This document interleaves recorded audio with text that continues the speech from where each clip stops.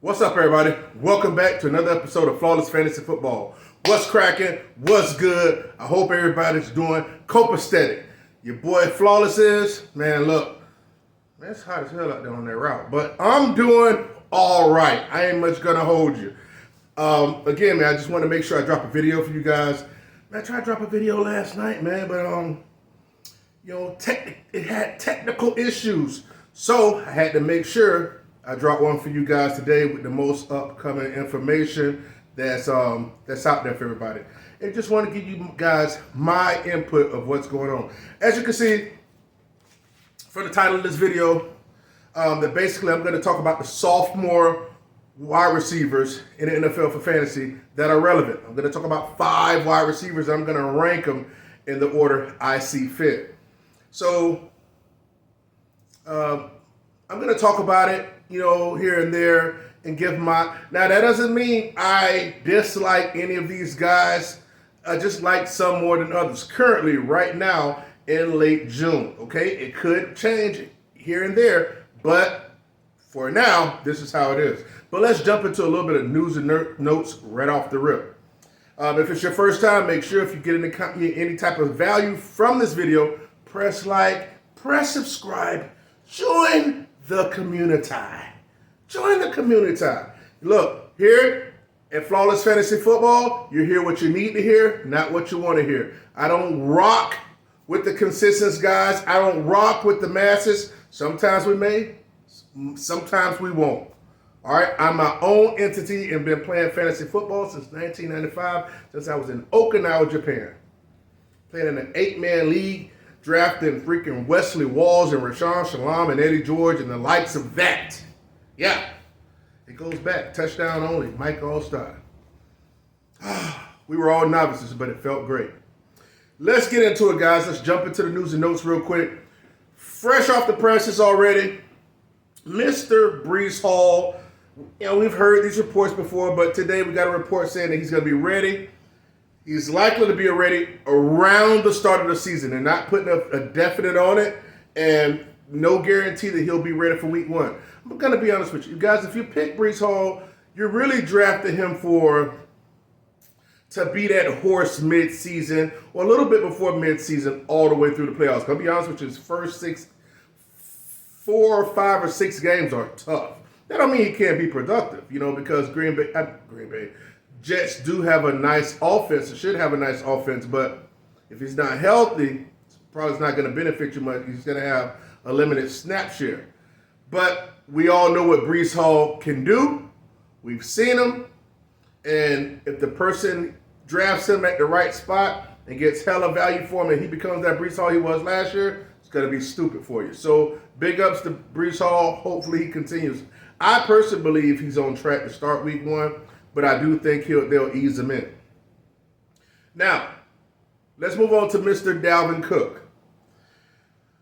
Word is that Dolphins have offered Dalvin Cook a contract, and he is reportedly weighing his options between other teams and Miami. I don't know what other teams are, but I believe he'll go with the Miami Dolphins because they got the weakest running back backfield out of whoever he may be considering, in my opinion. I don't think he'll go to the other teams that was kind of liking him or talking about him because they have futuristic players there, and Miami just don't. I don't believe so. They got the one scat back that's real fun, that's real fast. That's a rookie this year, but I believe Dalvin, if he can be productive in that offense with the weapons and the 2 wide receivers, hey man, might be able to squeeze a little bit more juice out of that turnip. Yours truly won't be drafting the B. I ain't drafting the B, but you could. You can get him for a nice price. But again, there's risk with that. We all know. But I don't have anything against Dalvin Cook. I just think we've seen the best of him. But that doesn't mean he won't be productive this year. Your boy just ain't touching him. And, we got Jacobs over there, acting like a holdout over there at the Raiders. I believe he'll be there. They'll settle all that, and he'll be ready week 1. They're not going to go into the season without him.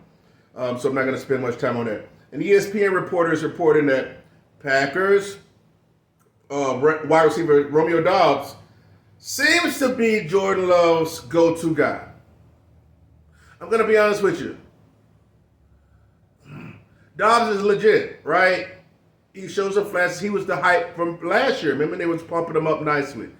But they got to say that. They're only throwing the ball to 2 wide receivers over there, you know? It's just him and Watson, you know? So both of those guys should have easily a 20% target share. You just got to wonder if Jordan Love's going to be accurate or not. But I still would prefer Watson over Dobbs when it came down to it. But shout out to Romeo Dobbs. All right, Titans wide receiver Treylon Burks reported looks leaner and playing at a different speed this offseason. Now, if Deshaun Watson doesn't go there, Treylon Burks, man, he really should be a high-end wide receiver too. He should flirt between wide receiver 11, 12, right up on the brink, super back into wide receiver 1, up until wide receiver 18. And that's not saying that. That's like the middle, I want to say middling wide receiver 2, but that's real good. But he should be solid this year. He's one of those guys that's ready to truly pop. And I like him for this year. I really do. So shout out to Treylon Burks. He is not on my list. I'm focusing on 5 wide receivers. And Atlanta wants to get back to the Cordell Patterson role. Granted, Cordell Patterson is currently on the team. I don't know if he'll be on the team by the time the season comes. I doubt it. The dude's super long in the tooth, like a saber-toothed tiger. At the end of the day, I believe if they want to use, obviously, when you draft Bijan Robinson in the first round, you're probably going to use Bijan Robinson for that role, okay? And then I believe that Algier will be Algier. I know you guys don't want to hear that, but hey, I'm hanging my hat on it. I'm going against everybody else. I can swing and miss, but I'm going to swing for the fences. But if I get good contact, I know this is a fantasy football show, but if I get good contact and I swing and I hit that sucker like Cecil Fielder, it's going to be smoke in the damn city, straight up, because you won't be able to stop me from running my freaking mouth. All right, now I digress. Y'all know how I get when we start talking about Tyler Algier being walked down by Bijan. I really, that chaps my ass. So that's that. I do believe they're going to use him like that, and it'll be those 2 guys in the backfield for the Falcons. Steelers running back Najee Harris believes that wide receiver Calvin Austin III, this news is a couple days old, will be featured a lot this year for the Steelers. Here's the deal. We already got Pat Frymouth at tight end. Okay? You got 2 legit wide receivers for their system. All right? I am not in the business of sitting up here listening to anything Mr. Najee Inefficient Harris says about who's going to be featured. You want to know who's not going to be featured? Mr. Najee, which is a perfect segue to reports out of Steelers Nation are saying that there's no way Jaylen Warren's going to be able to stay off the field this coming season. Because Jaylen Warren is explosive and he beats freaking Najee Harris damn near at every metric that's important because Najee Harris is a freaking plotter.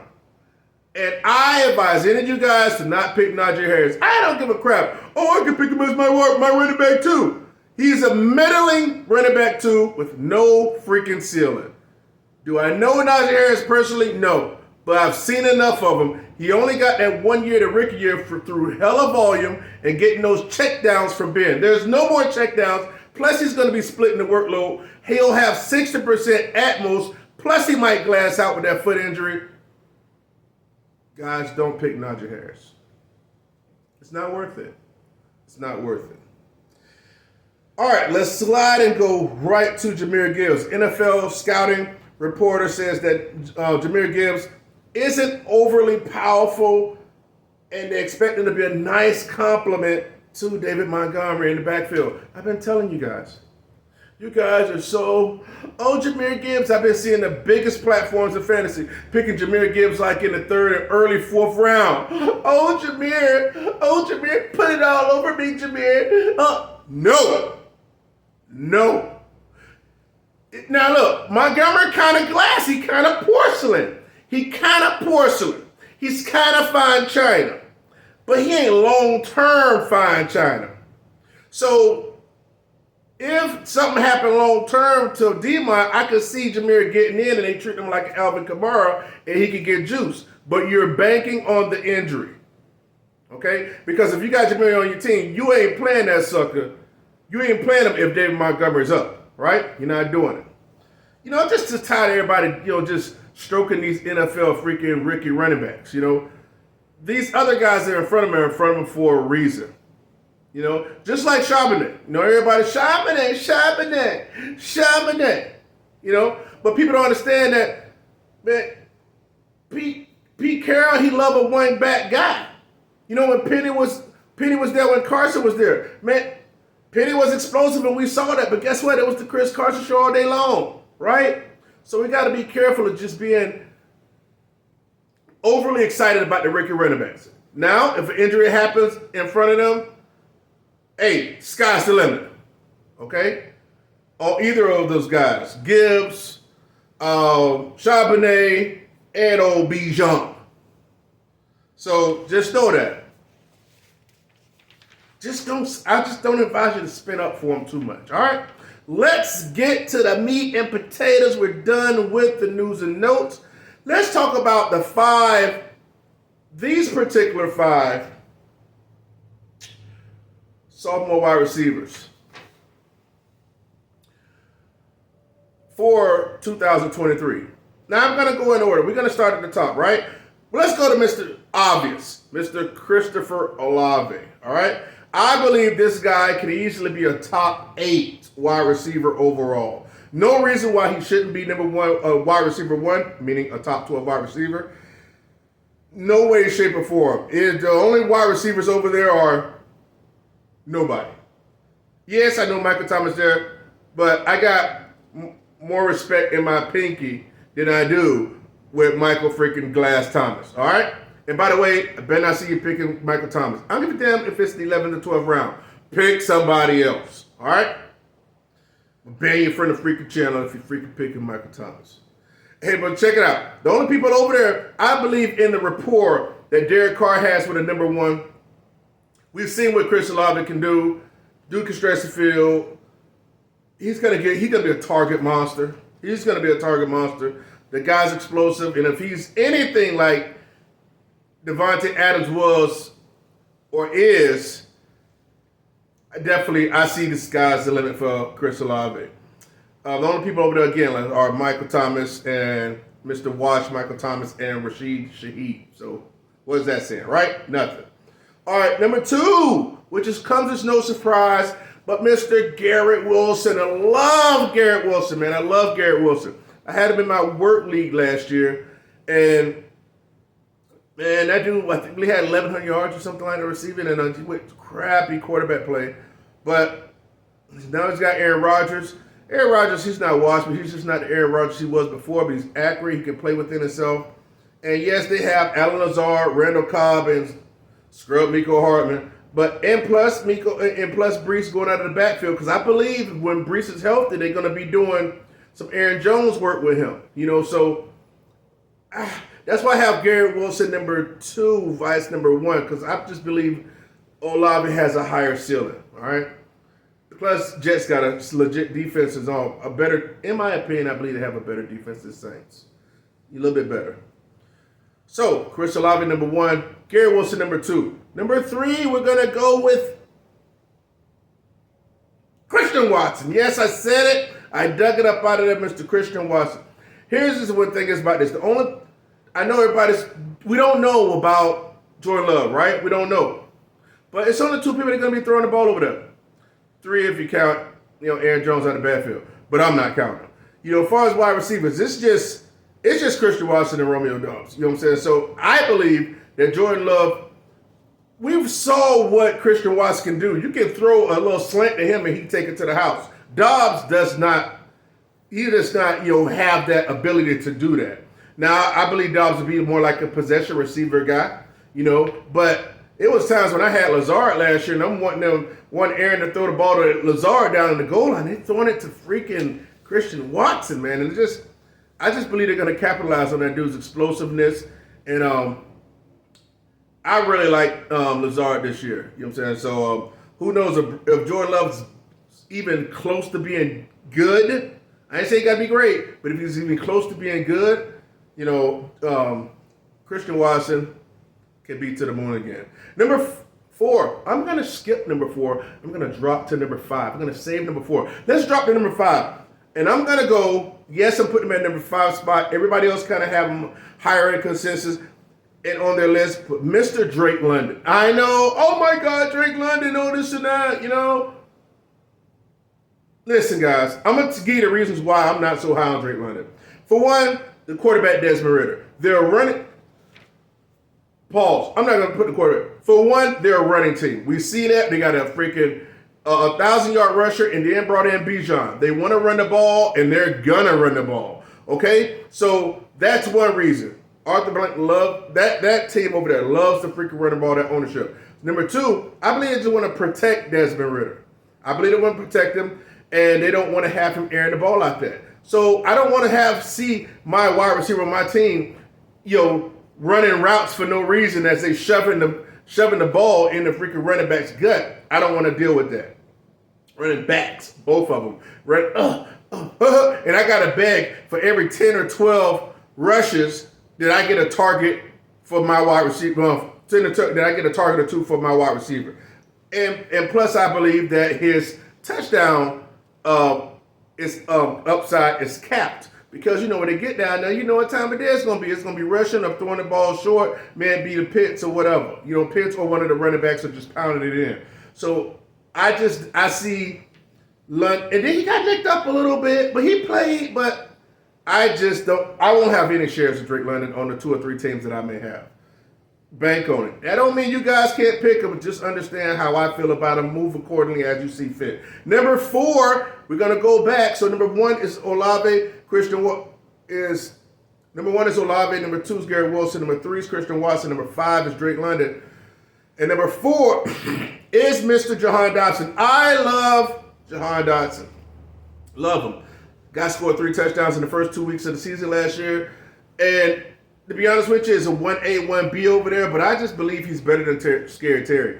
We've seen the best of Scary Terry, which is not much. It's a low-end wide receiver too, okay? Now they got quarterback issues over there in Washington, but they're always going to be losing, so they'll be throwing the ball a lot. And I just believe there's more touchdown than Jahan Dotson. I can easily see him getting, I want to say easily. I can confidently see him getting 8 touchdowns, maybe even 10. I do. Pending injury, but that's with anybody. And if he does, that'll be a nice steal. I like Jahan Dotson. I'm just not a believer in Scary Terry. I'll be honest with you. I'm just not. So those are my top 5 wide receivers in that order as of late June. Chris Olave, Garrett Wilson, Christian Watson, Jahan Dotson at 4, and Drake London at 5. All right? So I hope you guys enjoyed the video. I hope you got some value out of it. If you're new, subscribe to the channel. Holla at your boy. Again, join the community, and I'll see you on the next video. Holla at your boy. Flawless Fantasy Football, where you hear what you need to hear, not what you want to hear. Peace.